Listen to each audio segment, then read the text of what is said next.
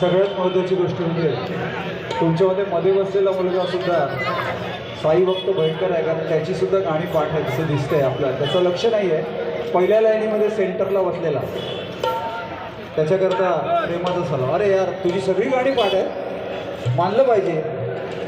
बरोबर बघा, एवढा लहान मुलगा असून सुद्धा साईंवरती किती प्रेम करतो. मग आपल्याला तर करायलाच पाहिजे. जोरदार टाळ्या वगैरे लहान मुलांसाठी.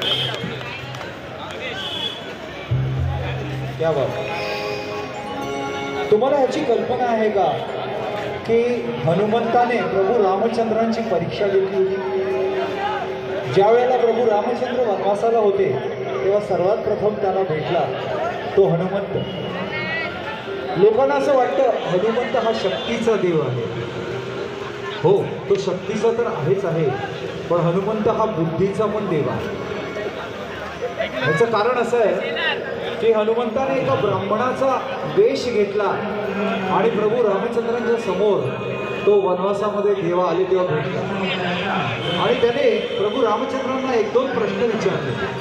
तिसरा प्रश्न विचारल्यावर प्रभू रामचंद्र हसले आणि त्याला म्हणाले, हनुमंता, माझी परीक्षा घेऊ नकोस, तू खरा माझा हृदयात असलेला सेवक.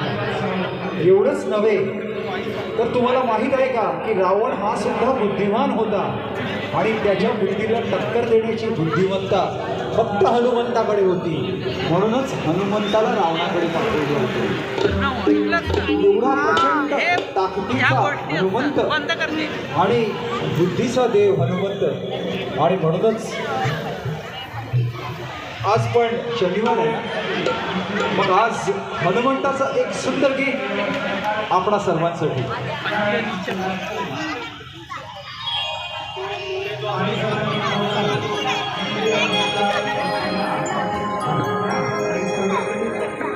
आला हो आला, हनुमान आला,